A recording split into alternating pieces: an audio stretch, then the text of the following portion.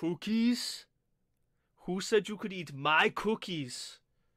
Sorry, guys. Oh Hey, God. we're back with another episode of Talking with Andrew and Chris. I've got Schwarzenegger on the brain. You'll find out why soon enough, but I just had to Uh, start with that one because you know what? You think about Arnold Schwarzenegger, everyone goes to where? You go to Terminator, you go to Predator. Predator, Commando, what's the one where he's on Mars? What's That's Total Recall, right? Yeah, I believe so, but I could be Yeah, wrong. But I usually I just could go be to the wrong. one where he's brothers, twins with Danny DeVito. Twins, yes. But that's what That's I'm a really saying. good He's one. got so many other movies like Twins and Jingle All the Way. Jingle All the Way is my Yeah, number one true. Schwarzenegger movie. I also used to love that movie where he's like a kindergarten cop, I believe is the one. I Yes. used to watch Dude, that a lot as listen, a little kid. he's got range, okay? He does, dude. He's And got don't tell him he range. can't do something. That just fuels his fire. But we don't need to spoil anything any further. Because before we get into all that, we of course are back with another episode. Welcome everyone to Talking with Andrew and Chris. We are Hello. chatting again today with another amazing artist. Andrew, before we even like bring him in or anything, how you feeling today? I'm feeling pretty good. Okay, Had some good sleep, had a nice breakfast. good. It's a beautiful day, it's not cold anymore. I'm very thankful for that. I'm thankful that spring is here. Yeah, man, the podcast has been doing really well. I appreciate that. I can't be any more thankful if I tried. Like we have so many people that have been coming back to week, and it's just Mhm. because these Mhm. artists keep gracing our show, and their Yeah. fans seem to be awesome, and thankfully they're becoming our fans, and hopefully vice versa. That's the whole point. True. So with that being said, in the spirit of hopefully exposing you guys, a predominantly U.S. based audience, to someone new, we're very lucky to chat with today a Very Hungary-based artist from shout out Budapest. Hungary. My Uh, parents are from there. yeah, that's very true. So, guys, please welcome to the show the incredibly talented Quixotic, aka Chris. What's going on, Woo! Chris? Hi guys, how you What's doing? up? Doing Welcome. well, man. How about yourself? Yeah, it's pretty fine here. It's third wave pandemic, but we are surviving as That's usual. right. Yeah. How has that been for you guys, man? Have you been staying safe? Has everything been okay? Yeah, pretty sure. All my relatives are okay. A few of them already got vaccinated. We are fine. We are young, so we are late on the list. I don't know how it's over there, but you have to sign up and just wait till years, I guess. We Same got exact thing here. Yeah. Uh, It seems so like every week there's like a new rule or a new set of something where it's like, yeah, exactly you day could by have day. gotten it. They're changing the Exactly. game every day. They're just deciding on new things. You can't go out after 8, you can't go out after midnight. They close all the places, then next week they open it, so they don't know what to Exactly. do. Right. dude, And here, it's good to know we're not alone in that, I yeah, suppose. here depending like you could drive for like 4 hours, and depending on which state you are, you might be breaking the law for 1 hour, and then you drive into a new state and you're not Wow. breaking the law. It's just like, who knows? Yeah, it's Uh, but hey, So the man. world is crazy, but we are fine. All right, there it all of Exactly. us. The is. world is crazy, but we are fine, and we're doing great right now because we're excited to have you here, man. You're our It's first guest from Thank you. Hungary, which is pretty awesome. So, Yes. congrats and thank you. And so, Chris, man, we're glad you're okay. We're glad you're doing good. So with that being said, you're doing a lot with your music, Quixotic. You are one of the more ambitious, I think, artists in your genre because a lot of people talk the talk about the cinema behind the music, which is very much associated with synthwave, but you kind of walk the walk, and we'll get to that. But before we sort of get to the present, I would like for you to take us back, and I really mean way back, because I want to know about your first interest in music, like what song first made your ears poke up. Like, bring us through your musical history so we can then really start to break down all that you have going on currently. All right, cool. So since I was a kid, my parents were nerds. My second word actually was joystick because they played the Commodore 64 all the time. That's so So it's cool. it's it's pretty strange childhood, but it was an awesome childhood. Especially in Hungary, wasn't that common to get all the technical stuff and all the nerdy shit because we were like a part of the Soviet Union. So all the U.S. Hollywood mainstream stuff come to Hungary in the 90s, and I just it idolized a fake image of the 80s of America. from the movies. So on the VHS tapes, I watched everything back and forth, back and forth. That was my childhood. I always dreamed like one day there will be a scene where I will be Marty McFly and there will be Arnold Schwarzenegger next to me or something like this. You're fantasizing about this fake California, this fake New York, and it's awesome. And throughout my life, I learned that it's not really the case. There are some parts of your country that are really really great and really, really good and really, really awesome, but most of the things are not just happy as in the Hollywood movies. But with synthwave, I think it's totally the same. We are grabbing something from the 80s, some good things, and making it more awesome and awesome as we progress in making new music, new visuals, new stuff. So for me, the music and the movies always are an how you say, a getaway, an escape Mm-hmm. from the reality. It's Right. not just the time machine. It's not just the nostalgia. It's everything in Right. between. Like an 80s utopia.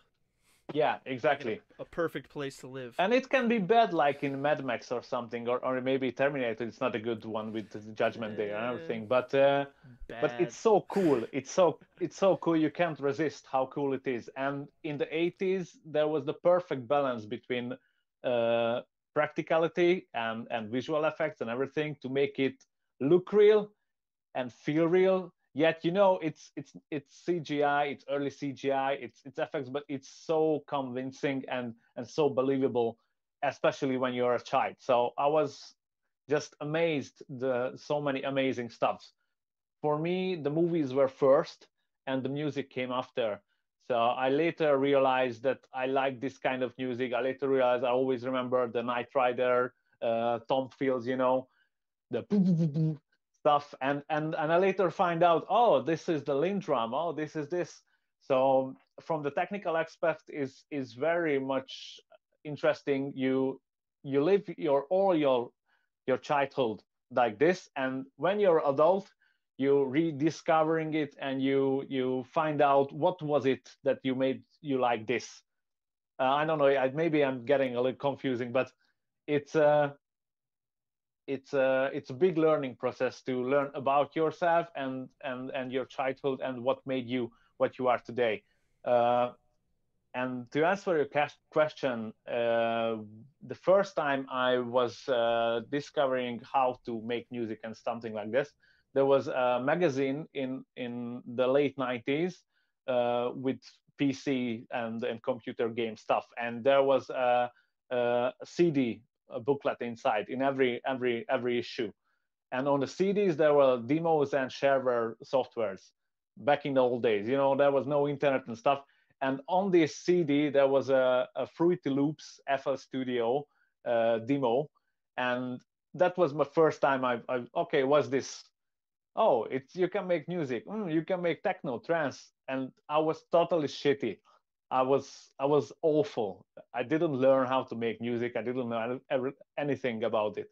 But it was a great um, stuff to spend my time with, besides Grand Theft Auto and everything else. And it's a funny thing because in the demo you couldn't save your project.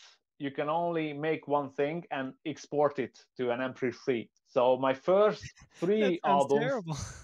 total rubbish, total just experiencing what to do, how to do, but it was a lot of fun. So that was the first, and after that, for years and years, and I get the full version. I learned it how to do it. I switched to Right. different platforms and everything.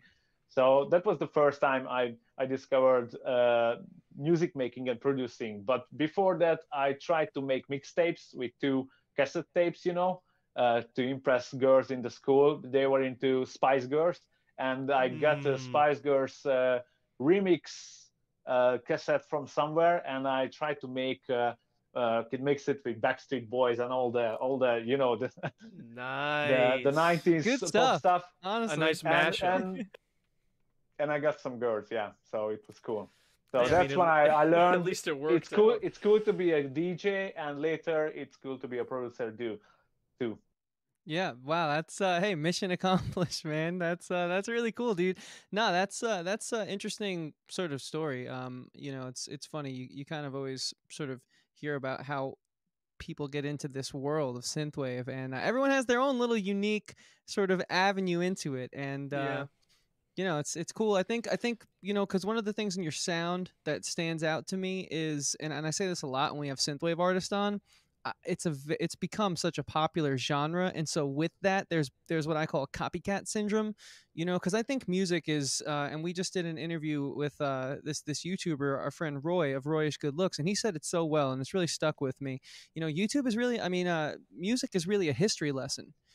So if you don't know what's come before it, sure, you could achieve some level of success and maybe fool some people, but like you need to be able to talk the language. And so that's why I get so frustrated. I'm a huge Exactly. like rock fan, and I've been in many rock bands my whole life, and I get frustrated with a lot of modern bands because they just don't understand, you know, the shoulders of which they're standing on, and so it sounds just very unauthentic. And I think that's why bands like Black Keys are like some of the only modern rock names that you know about, because they know their history, they've done their homework, so they've gotten past sort of Mm-hmm. a level just by having that innate musical knowledge. Right. So And like somebody like John Mayer and something like that. exactly, John Mayer, you know, you can't play the blues like that unless you did years of studying, and I think that's what shines through in your sound. So why don't you sort of talk us through sort of how you would describe your sound, and what sort of corner of the synthwave scene you would describe yourself in, and just, you know, how your influences impact your music. Oh, it's a really tough question, actually.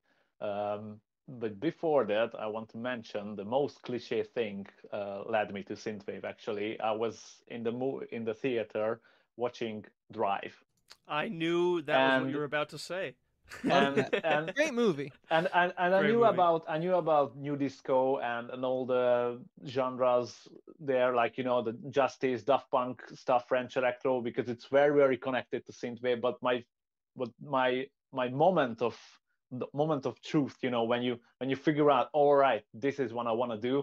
It was when the credits roll and Kavinsky Night Call, and I just lost it. My friends hated the movie, and I was like, dude, this is the best. I want to do this music, and this movie was awesome. And they were, okay, we're never gonna go to the movies again with you, because they thought it's gonna be like a Fast and Furious movie. And if your expectations are like that, it's gonna be a huge disappointment. Um, yeah, so that was my synthwave moment. But for me, synthwave is all about diversity. Um, I don't like what you mentioned. It's the generic copycat sound. Synthwave is very easy to stylize with a few tutorials. You know the bass lines, you know the sounds and everything, and it can get very generic and boring, actually. And what I really love about not synthwave but about the 80s music, it was all about inventions, all about going wild, trying out new things. They invented a lot of new synthesizers. The genres are meshed together, the metal, the pop, and everything. They tried whatever they wanted to do. So it was a free pop market, and it shines through the music. It shines through how many great and different kind of hits they made in that decade. And this is what I love about the 80s the most, because this diversity is like a golden mine for artists like me, to just look back, find something very interesting part from that song and from another song, and do something special about it now with the modern new retro wave stuff. You know, that you Right. can mix everything together. You can grab a little from here, a little from there. It's I don't think it's about originality, because you can be original in this century, actually, because It is everything tough. Yeah, Are you it's a a are lot you a harder. it's Weezer fan by any chance? not really.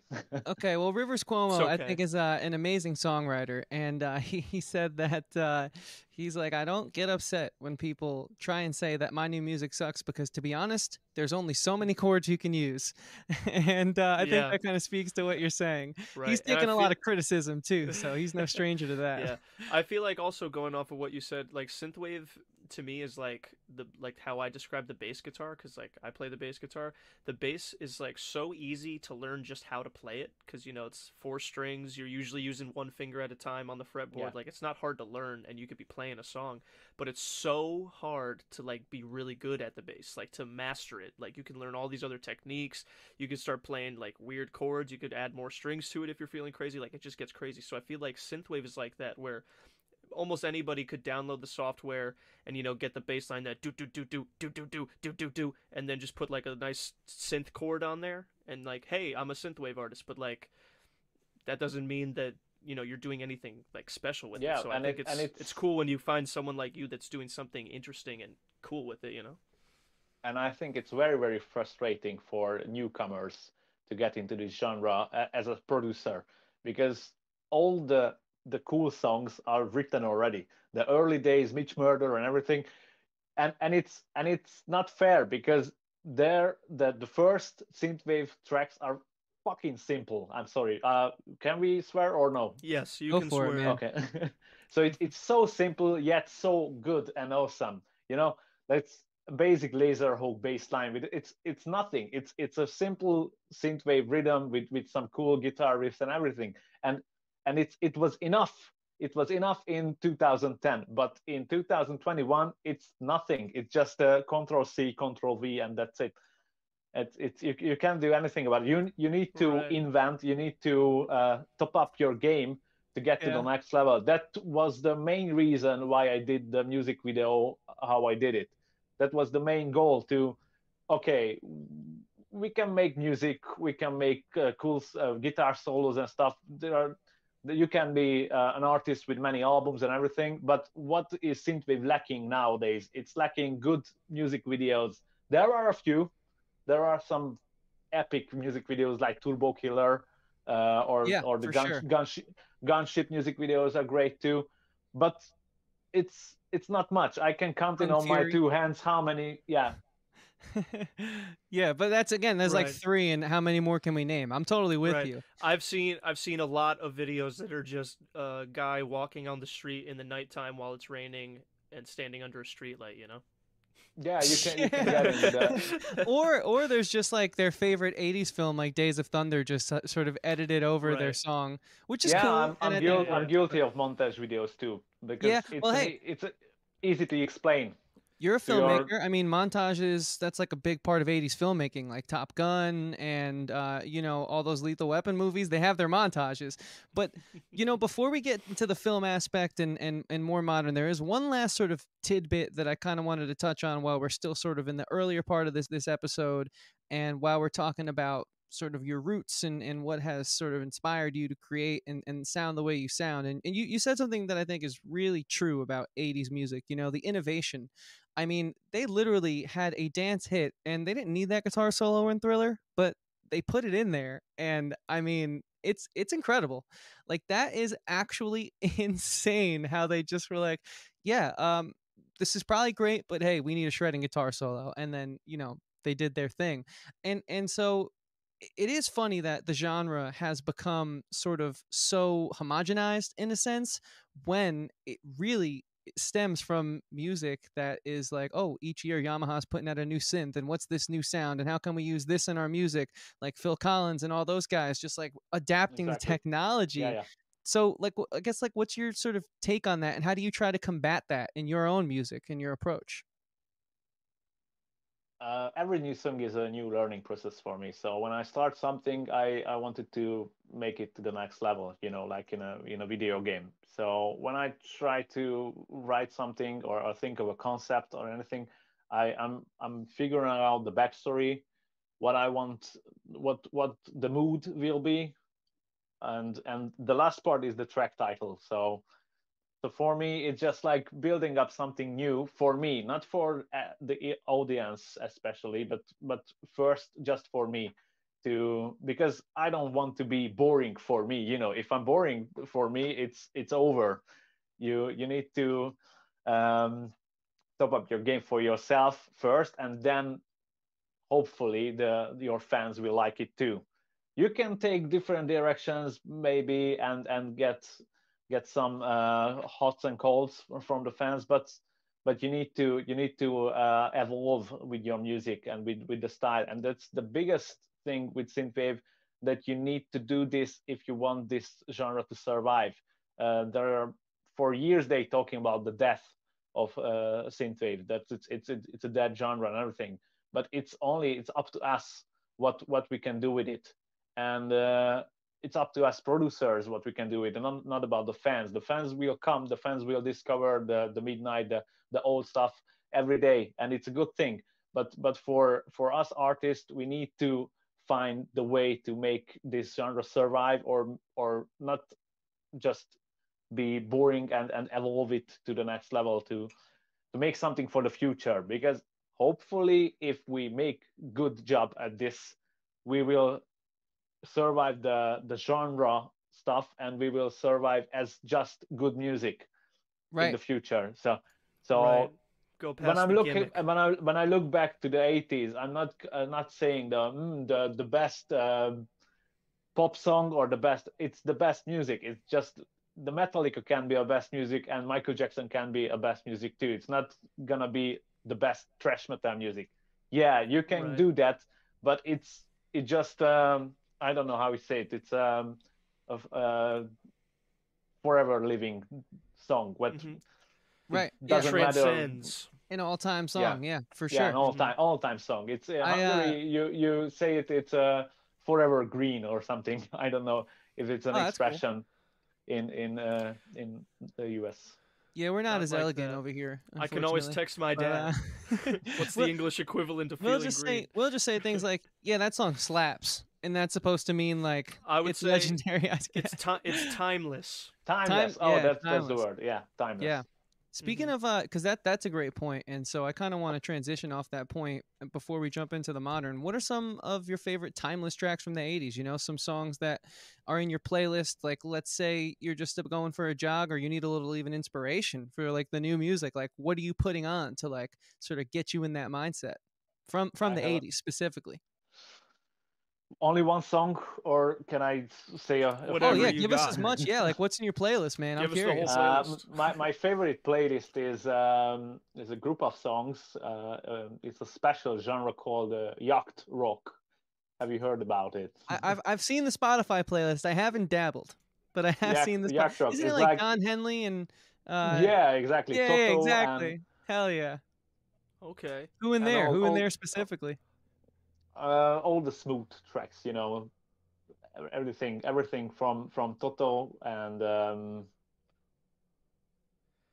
you're killing me with this question, because I have so many artists, and none come to my I mind. listen. We've all been there. I Yeah, recently it's discovered that Toto has a lot of hits that aren't Africa. Like yeah, Yeah, recently, I Rosanna. just learned I that. know, Like but hold the line. unfortunately, I can only play Africa and Hold the Line in my parties.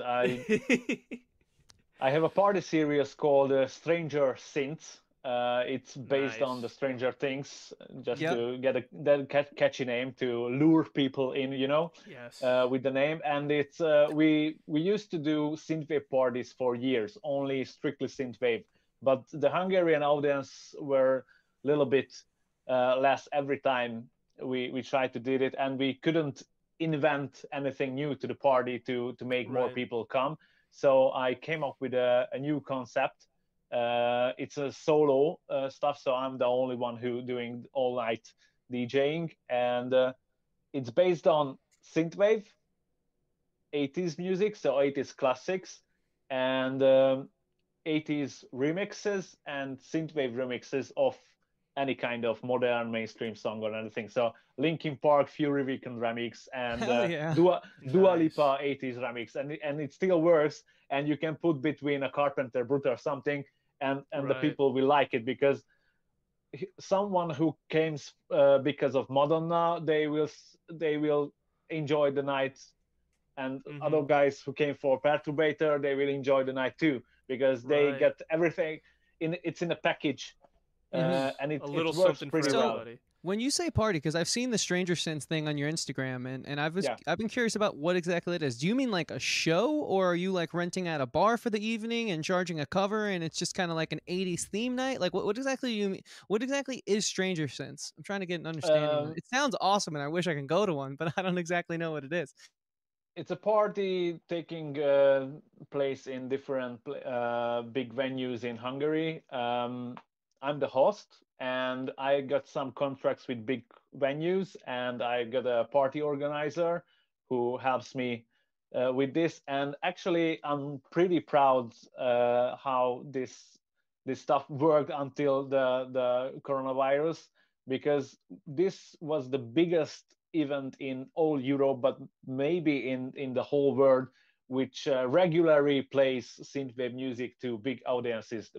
Our biggest numbers were before last year. It's 2019, the summer season.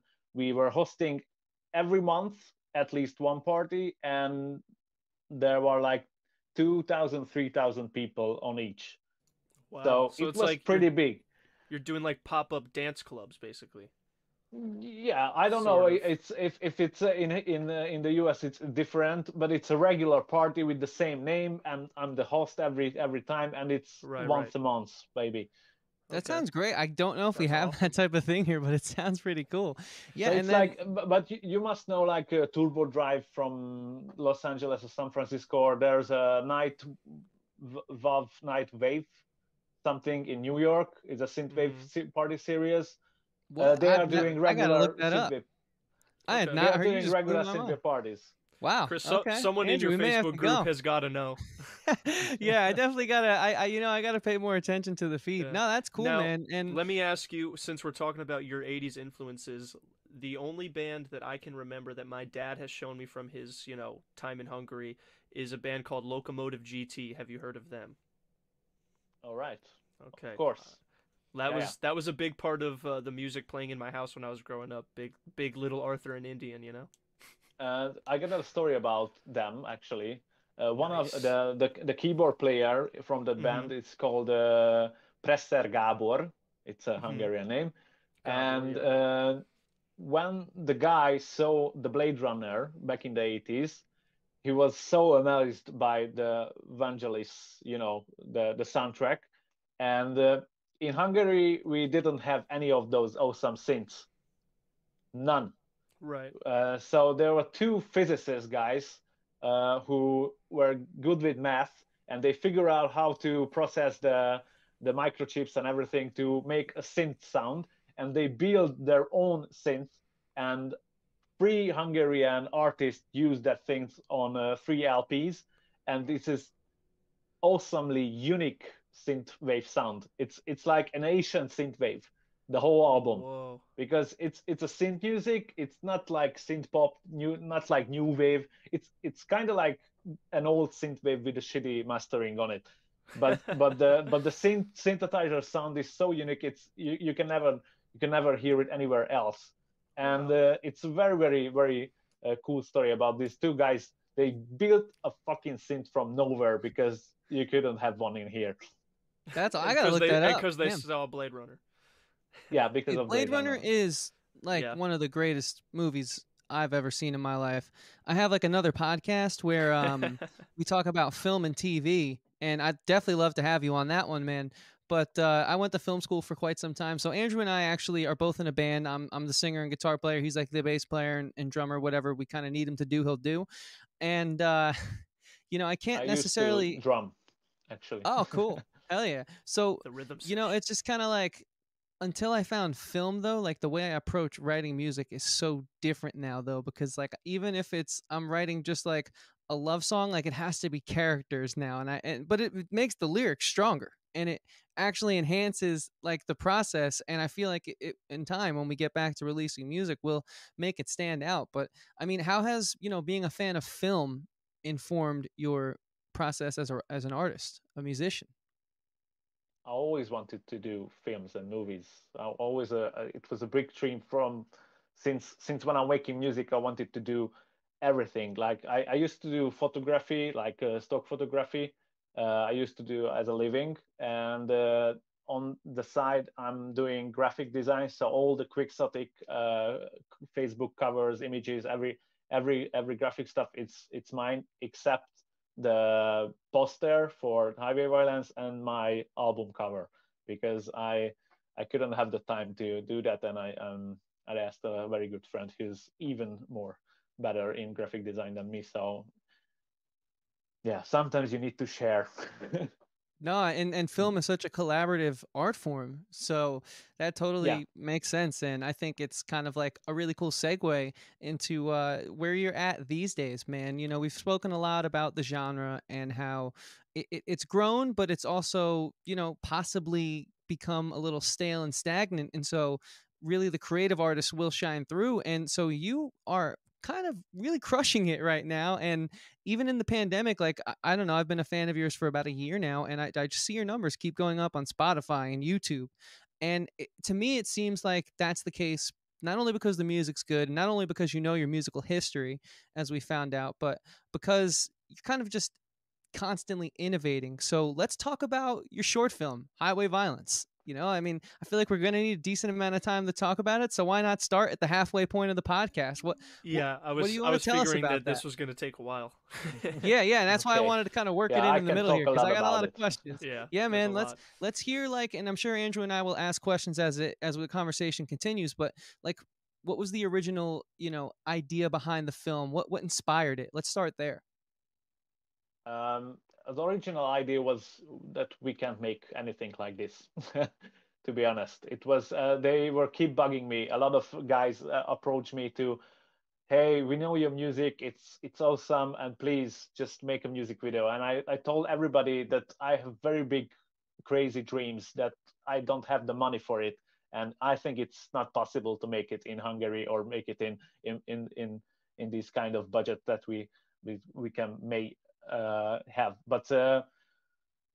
But for me, it was a dream since, I don't know, since I was a child. Since I watched the Back to the Future for the first time, I wanted to do something like this, and I tried to be a film nerd to the max. You know, all the trivia stuff. So I'm always on IMDb looking for some clues, and learning. Just like in music, I every new thing I start, it's just learning about the past, learning about how to do it, what to do it, and how to innovate, and how to get much more experience and get better at what you do. So for me, it was the scariest part to just accept an offer. Last year, a good friend of mine who are musicians too, they're doing this music video business for like 10 years now, and they just asked me, Quixotic, hey Chris, please, we want to make your music video. Please say yes, we will figure out the rest. And I told them the same. We don't have the budget, we can't do this, and it's out of the question. And they just keep asking me, and I said, okay, let's sit down and talk about it. And we came up with the concept to which song and what to do with the song, how the visuals would work in a context of the title and the mood and everything else. And they wanted to do Palms, because Palms is my big synthwave hit, you know. And I told them it's not gonna work, because if we want to do a music video for Palms, we need to go to at least Miami, or something where are real palm trees, not in Hungary. It's impossible to shoot an authentic setting for such a summer Miami Vice track, you know. And so when we figure out, okay, it's gonna be highway violence, I came up with the idea to make it like a montage from different movie scenes. That was the first concept, to just a montage with movie scenes, and we were just brainstorming about how to do it, what to do it, to make sense any of this, because there's no logical explanation. Why are you going from this scene to the next scene? And when I get back from the discussion, went home and I tried to write a proper screenplay. I opened up my old files, and I figured out there is a lot of great tutorials how to write a proper Hollywood kind of script, and I wanted to do it right, not because it was necessary. It was just for me to, okay, you need to type exterior with this caps lock type, and then night scene, Helps put and you in the mood. I felt like I'm doing something real, not just okay, we are making a music video. And it turned out to be a 7-page script for just a bloody music video. So so Wow. when Yeah, I man. For one that when doesn't I even have like any actual dialogue. yeah, exactly. And when I showed to the guys that okay, this is my vision, um, just skip everything we can do. I give them a marker, just to cross all the crazy ideas, and they read it and they said, okay, we can do this, but we will try. And we did everything except one scene.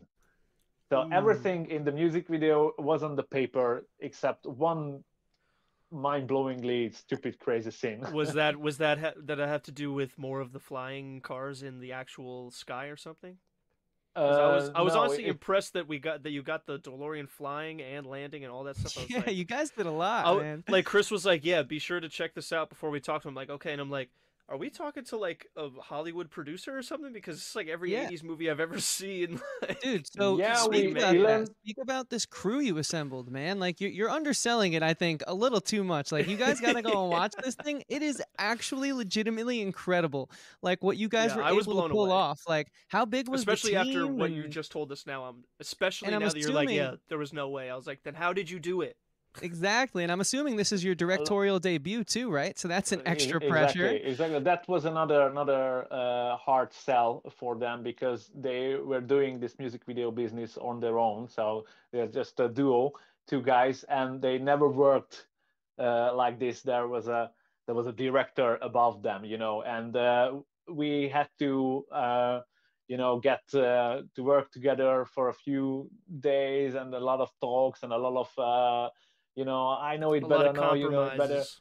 Yeah, for the first time, but we gained each other's respect as we were working towards the shooting days. And for me, the biggest learning was the biggest experience I get out of this music video. We shoot this music video throughout 2020. It was more than 20 shooting days throughout the year, and at least 4 months of post production, like the VFX and CGI stuff. And for me, the biggest learning is I do, like I told you, I do everything alone.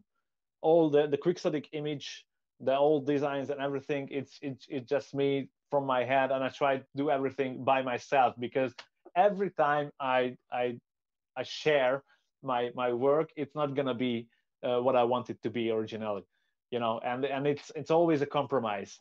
And I was absolutely scared that this will butcher my dream, my vision. And I told them, guys, we need to do this how I see it in the paper, and we need to. I will try to compromise and everything, but we need to do is how I want to do it. And for me, it was it was very difficult, but in the end, I learned I couldn't do this alone. I couldn't do this without the more than 100 people who helped me. A lot of favors, a lot of miracles. Like, okay, we got the spot. All right. Oh, there's a car. There's another guy. Ask him. Okay, he's in for it. He don't ask too much money for it, and let's do this. For example, the Testarossa was just like an Instagram account. Someone sent it to me. There's a real red Ferrari Testarossa in Hungary, and I said, okay, no way, it's not true. And by the time I wrote to the guy with the Testarossa, I already made the deal with the DeLorean, with the Knight Rider, and it was like, okay, what can I lose? Nothing. I just wrote him, hey man, I'm doing this 80s music stuff. Would you like to be a part of it? It's gonna be very cool and etc. etc. But he wrote me back immediately, and he told me that these rapper guys, they want to do some hip hop shit with my car, and I was not into it, but I have only one CD in the Testarossa, and it's Phil Collins in the air tonight, so let's do this. And that was it. Amazing. So Yes, that's fate. these miracles, because I can't say anything else. It's just damn luck, to get I get know, all right? this thing in the music video. The T1000 character, I met him in a car meet. I was out with in a car meet, and he was standing next to his own Ford Crown Victoria police car in full costume, and he's just standing there. And next to him, there was a guy who knew my music and said, "Hey, are you not Quixotic?" And I was like looking back. Oh my God. I told my wife, okay, bring the script. We're gonna uh, ram these guys and ask for the biggest favors. And I told him, okay, I know it sounds strange. I didn't know you, but I think I written a part for you in my first music video. Please accept this role. And he said yes. Wow. And he's That's the T1000, amazing. and he fucking nailed it. When you He really see, did. Yeah, he captured the vibe very well. yeah, I know they're not lookalikes exactly, but It's Right. pretty that's the close, closest we though. can get with Chief Hopper. He's amazing. Right. He never Listen, he's not an actor. He's just a friend. He for looks finding like some random guy at a car meet, I think he looks pretty close to the T1000. Yeah, dude. Yeah. You the stars certainly did align. Now, let me ask you Yeah, this question. You guys shot for this real. during 2020, right? yeah. The year of the coronavirus, where a lot of film Exactly. productions were shut down. What challenges did that pose for you, and how did you overcome them? There were some advantages and disadvantages too. The disadvantages was to make it safe and asking everybody. There was not really testing in the first part in March. We started the production in March. It was all new to everybody. What is pandemic? What is lockdown? What Right, can you right. do about it? And sometimes it was difficult to get everything in the same room to shoot something or just organize a shooting day. But most of the time, because it's just big favors and it's not a big production, so legally speaking, I think we broke a lot of rules during this. We didn't close any roads, we didn't ask for permits in places, but a parking lot was closed because the pandemic from 4 p.m. because they closed the shop and the parking lot was empty. So we just went down with some few American cars and shoot a few hours and just get the hell out of there. Yeah, you right. know. Listen, And it's only illegal if you get caught, right? yeah, exactly. So Sorry, Dad. No, If you're listening. that's cool, man. I totally so hear maybe that. it wasn't the safest production. That's why people think it was a big budget music video when it was really not the smallest budget, but for in terms of like a Hollywood production, it's nothing. It's just Right. pennies. And Sure. we tried our And best. It was the biggest difficulty to how to achieve a level with so little money and so little to do in Hungary in these kind of settings. Wow. We yeah, had to find a desert in a continent which has no desert, but we find a Right. sand mine which looks exactly like a desert. yeah. Right. Dude, that's so amazing, So man. That's so exactly everything in what this music video was in Hungary?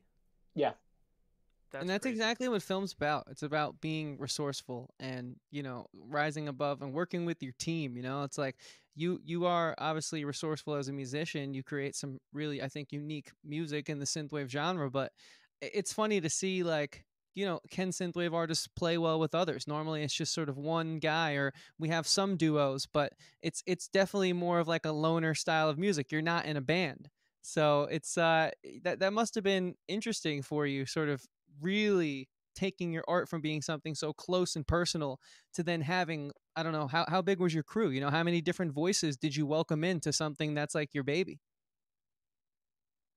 yeah, it's more than 100 people helped me with this production. The main crew Crazy. was like 4 people. Uh, we lost him, or he's here. He's good. He's probably just sneezing. Okay, okay. It's just everything went black for a moment. All right. So where was I?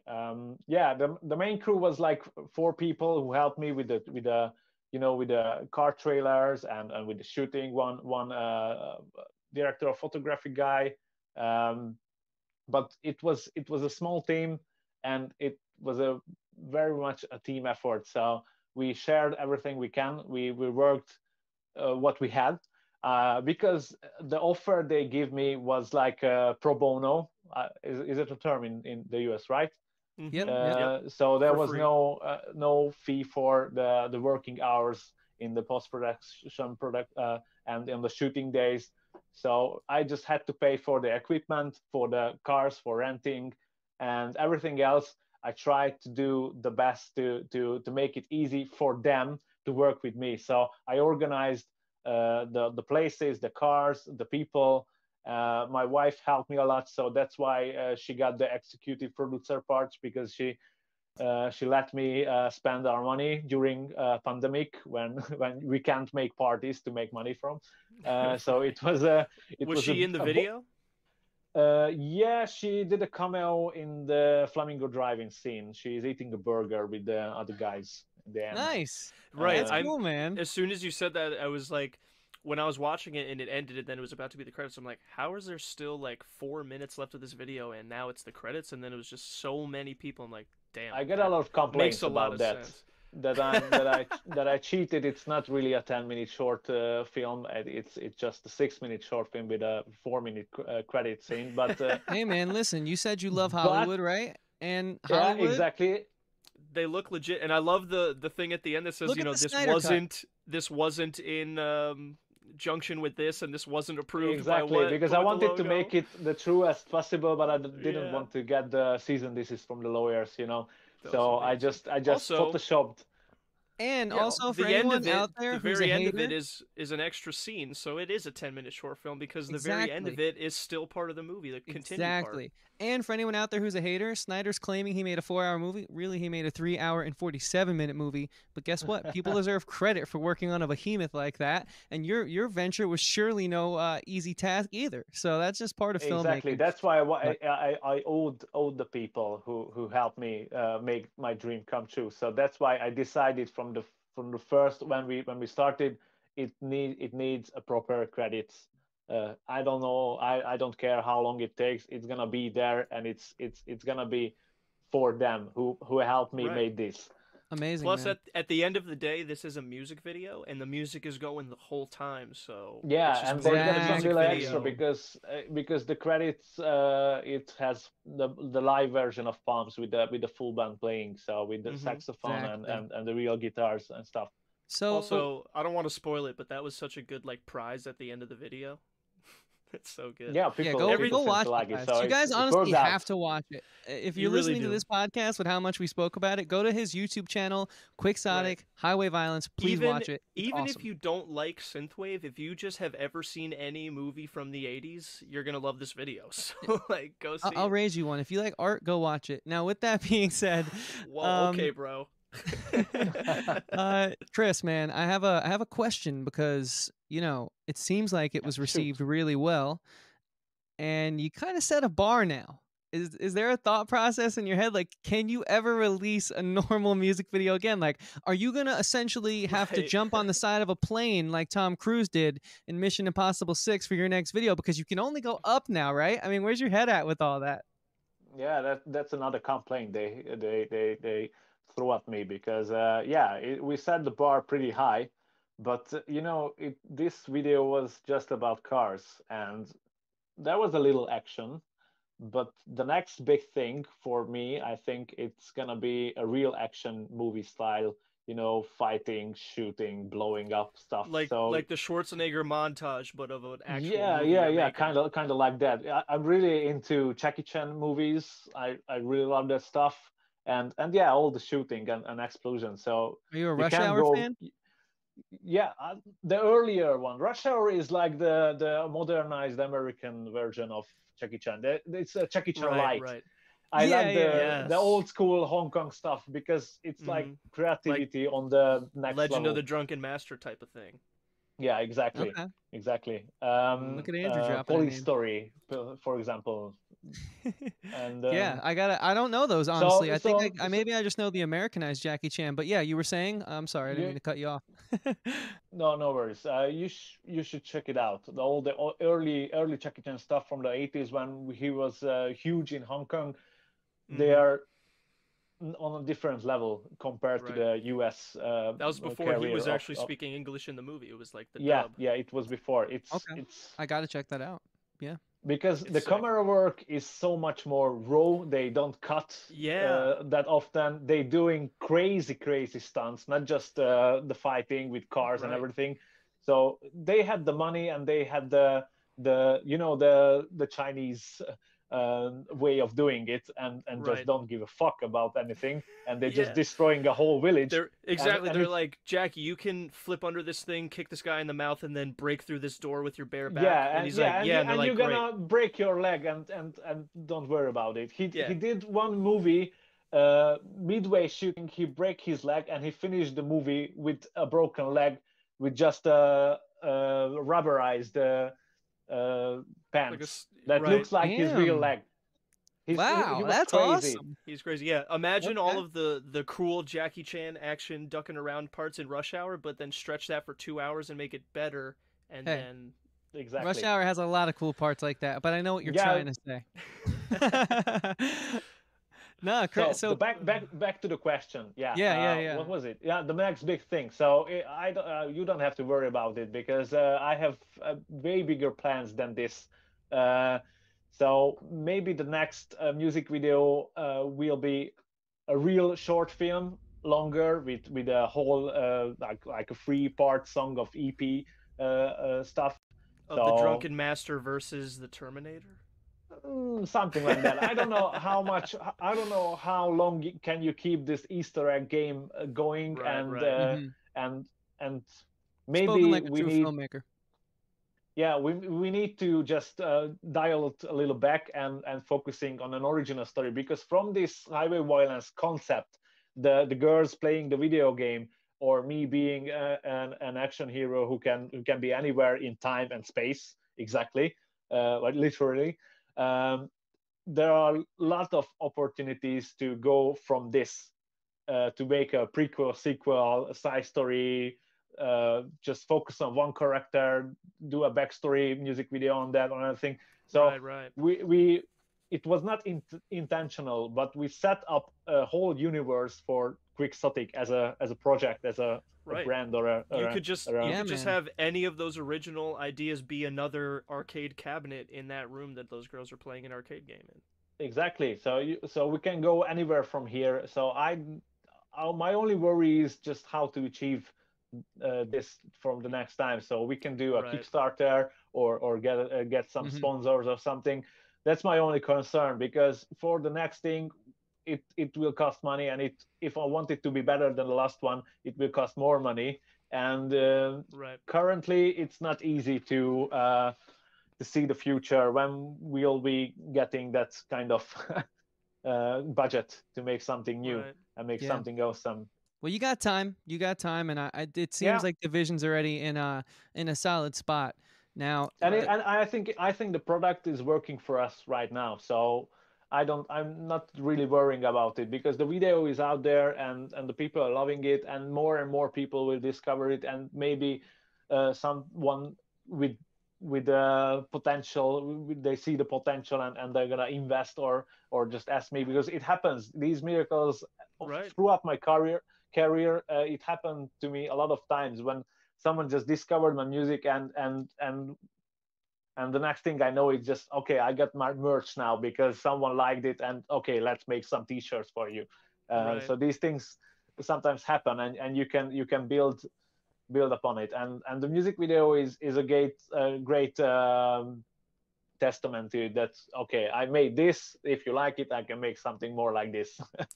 right? True. That's right. Totally. And Now I feel like. Oh, never mind. You go, Chris. oh yeah, no, I just wanted to say one last thing about the video. I only have really one last final question for Chris before we part ways and let everyone Same. go and check out the video. So, now that you're tied cinematically to film, and not just by the fact of being in synthwave and by the fact of sort of having these influences, like you're literally like a filmmaker and an artist now. How do you sort of plan on balancing that going forward? Mm, do I have to balance it, or I don't know. Do you? I'm curious. What's your because take on that?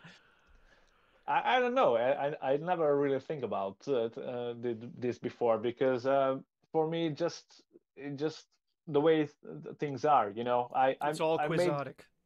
yeah, it's all Quixotic. me. It's that was the one of the main goals here. That it's not it's fake, but it's not fake from me. It's authentic. This is me. This is Quixotic. This is one I wanted to show people from the beginning. I just didn't have the tools to make it. So with the music video, it's just like, yeah, this is what you get um, when you search for Quixotic. Right. Here's the And brand. yeah, here's the brand. And I'm doing this for years actually on my parties, because with my DJ sets and with the band live Quixotic live performance, there's always visuals, montages on sometimes on big LED screens, or sometimes we bring older TVs and we just put it different places on the stage. Very Nice. So cool. the crowd is used to getting not just an audio experience, but an audio visual time travel experience. So for a few hours you are in a different place. You are in my Quixotic time travel 80s epicness place, which I built especially for the crowd to please them and for my own enjoyment. Because this is Yeah. what I love. This is what I like. And it's, I don't know how common in the other artists in other countries, but in Hungary it was very strange that a lot of synthwave producers a lot of producers started to making synthwave, but most of them didn't start it because of loving the 80s genre, the 80s style music, and I think they just like the aesthetic of it. They just like the sound. They were coming from dubstep or EDM or something like that. And I think it was a main problem that they didn't do anything special about it, because they were not really in love what originated, what was the original synthwave music. It was the 80s music. And for me it was always the 80s music first and the synthwave next, you know so i Right. so I don't know how to what was the what was How I to saying? balance Oh, between the two. You just yeah, want. how to balance we need to do, because this is all the things I love in life. All my Yeah. hobbies: filmmaking, 80s movies, 80s music, and synthwave, and another thing. But Yeah. I listen to other genres. I'm open minded. One of my guilty pleasures in on Sundays, there's a great option in YouTube. You can set the location, where are you living. If you For me it's set to Hungary, but I can set it to Sweden or United States and everything, and you can check the top trending stuff in that country. And it's fascinating that how many countries have how many shitty stuff in the trending. uh, but sometimes you find some very very cool tracks Yeah. and cool music, Wow. but most of the time it's all the same shit everywhere. So Hungarian trending music, it's garbage. I have to say the US trending is pretty bad too. Oh, for Yeah. sure. For Absolutely. I'm 110%. Minus Justin I'm Bieber. He slaps. Yeah, He's yeah, pretty yeah, good. yeah. Yeah, and it's funny because in the US there are one Justin Bieber or one Dua Lipa, or maybe if there's a new Lady Gaga song, Right. it's on Right. the top 10, but most of it is just hip hop and Mexican music. And just Yeah. what happened? There's been Yeah. a surge. True, true, true. Yeah, man. Well, Well, this was great, Andrew. You said you had one this was final great. question for Chris? I do, yeah. I mean, we've gone this whole episode without asking something that I'm sure that everyone who's new to you has this question. You touched on it before we got started today, but where did the name Quixotic come from? Because I can tell it kind of sounds like exotic, but I've also never seen the word Quixotic before listening to your music. So how did you come up with that?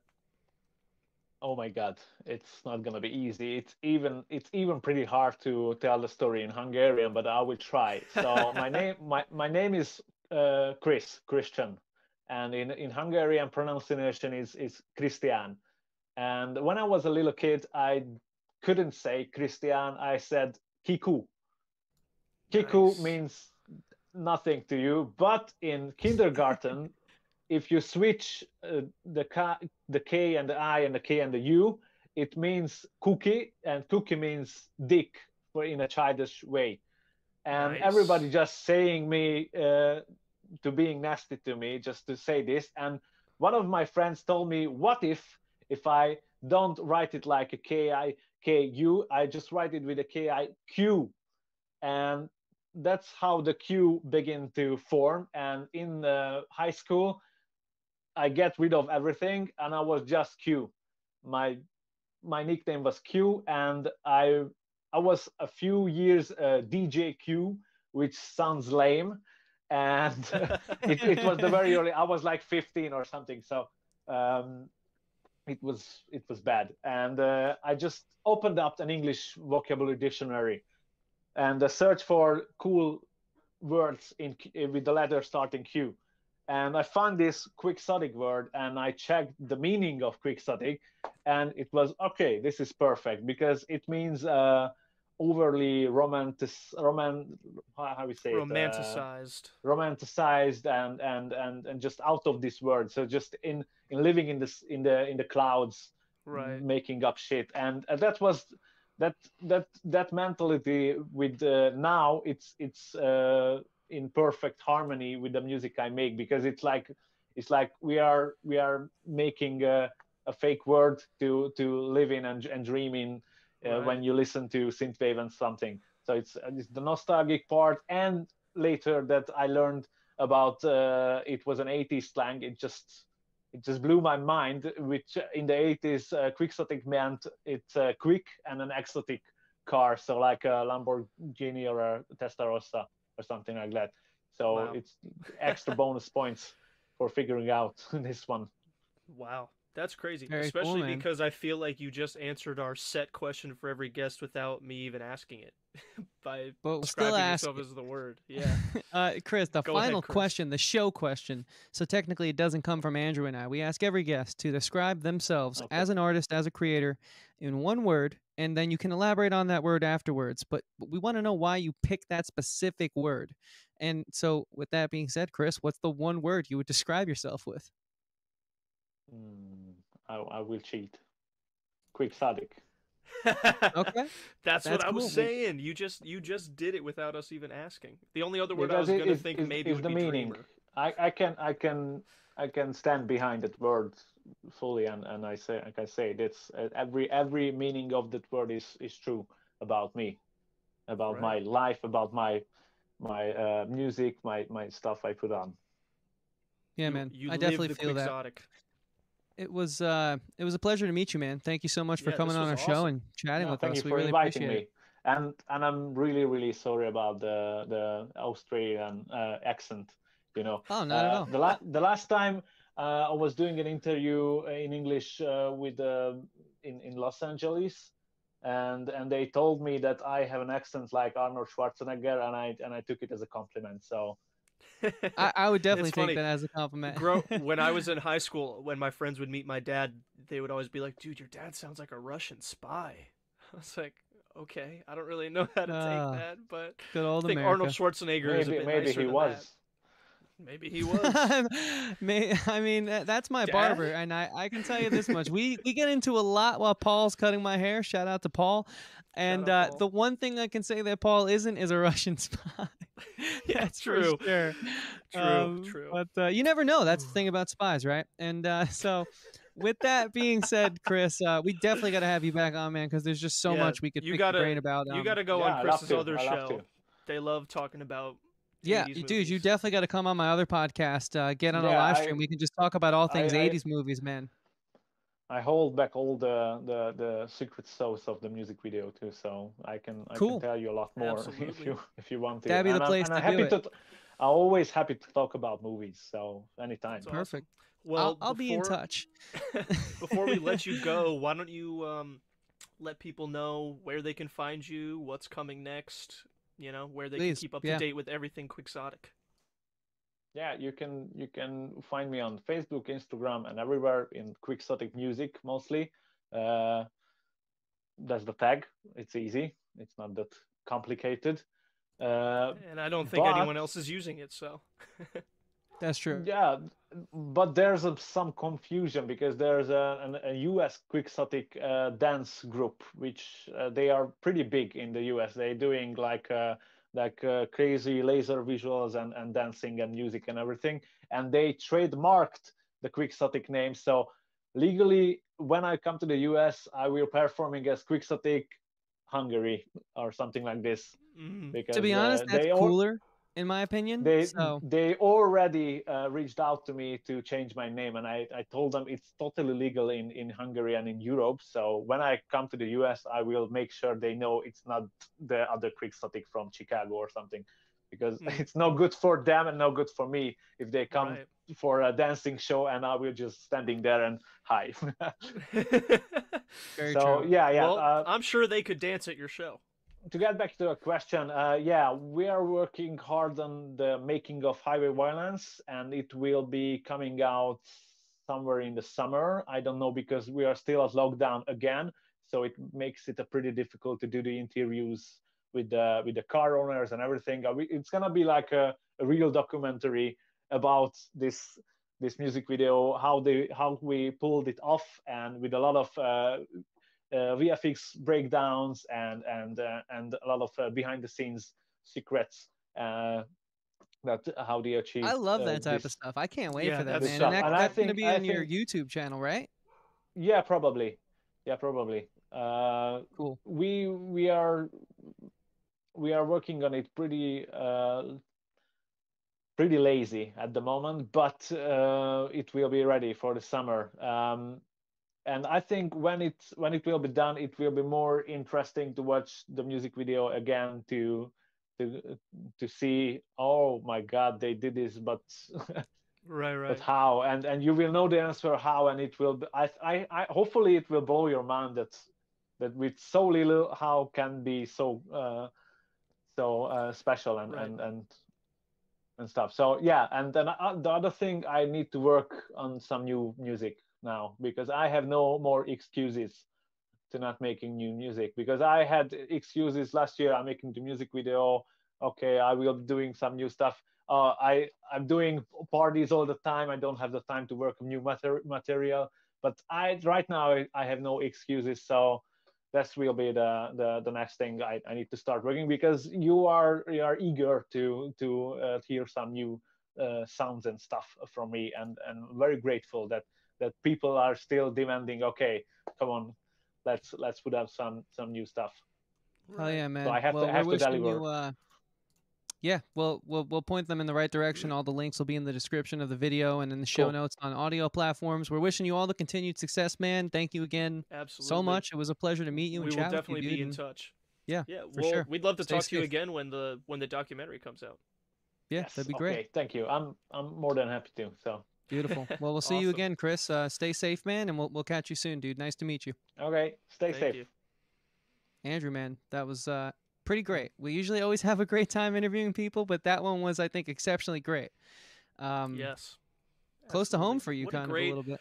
what a well, Not really, yeah, I but guess in a manner of speaking it we'll was, send yeah, this for one to sure. your dad. I think he'd enjoy this episode. I know. I gotta let him know. This will be another day where I'm like, Dad, you really let me down, not teaching me Hungarian as an infant. I really could have shown off today, but No, it's oh all right. well. No one likes In to show another off. life. So That's true. That's true. You're right. yeah, and besides, maybe that's one of the good things of like the '80s, high school tropes that died, like the show-offy kid, like the Ferris Bueller, like kind of like punk kid that just has to get all the attention. Maybe that's like one of the Right, only right. good things. No, I'm just kidding. Ferris Bueller's a great film, and this was a great podcast. Thank you guys so much for hanging out with us, listening to us. Absolutely. We really appreciate it. This has been our best year yet of the podcast, and we're only just about to hit April. By the time you guys hear this, we might even be in April, the future. Oh my God. Whoa, and time and traveling. Oh my and gosh. and speaking of the future, Andrew, what can the people expect from us in the future, and where can they find us and keep up to date with all that stuff? Well, what to expect, I can only say more of this incredible content that we've been providing you with this whole year so far, if I do say so myself. Um, like Chris said, we really appreciate your guys' support. Like, he said this. We've had more support this year than the past couple of years, which is pretty insane. But I'm just gonna roll with it. So thank you very much. We're gonna have more incredible guests. Like we said, we're doing 50 plus episodes because we can't really figure out how many weeks are in a year specifically in, you know, a typical year, but at least 52, less than 60 probably, but that's a pretty good amount. Maybe more than 60 if we feel crazy, but probably not. But 55, 56, 52, that's a great number. We're going to have lots more guests like this. We're going to have some without guests, just interesting topics. We're going to talk about albums. We're going to talk about artists. Tell us what you want us to talk about. We'll talk about it. Yeah. And if you want, and where can they find all that? Dude, oh, you were doing that. I'm so rude. I did say at the start of last episode that I was working on cutting you off, didn't I? I feel like I did it less this episode than normally. So this I'm trying to grow. First time this episode that you cut me off. True, which isn't bad. An hour and 10 in. But yeah, you were saying, Andrew? I liked where you were going with that. Please. And if you'd like to know where to tell us where to talk about stuff or what to talk about, then we're on all of the social medias at Talkin' Podcast, TALKIN, no G, podcast. We're on all of the digital streaming platforms, you know, Spotify, Apple Podcast, all of the other ones that sound like they could be made up, but they're not made up. We're also on YouTube. Subscribe to the YouTube. Look at us. You can see all the cool backgrounds that our guests have. Every guest that we've had has had a better background than me, and I'm starting to get annoyed. I'm gonna have to move or something because I'm getting embarrassed, frankly, and you would know what I'm talking about if you were subscribed to our YouTube, so subscribe to our YouTube. True, and you can also, if you want to take us on the run, listen to us on some audio platforms. Some people know them as Spotify, Apple, Stitcher, Breaker, Steecher, Geeker, Radio Public, Google Play, SoundCloud. Right. Some of those are real, some of those aren't, but you guys can probably decipher which is which. And so, yeah, guys, we're everywhere. We're here for you. We're here because of you, honestly. You know, you guys supported us in a rut of the show that we're really glad we're over the hill of now, and it's long in the rear view, and we just want to continue to say thank you. And Andrew and I are working on new tunes, and you know, we miss performing for you guys in that regard, so keep your eyes peeled. And what more can I say? Thank you so much. This has been another episode of Talking with Andrew and Chris. Go listen to Quixotic, and put that cookie down now. And also stay sweet. Stay sweet.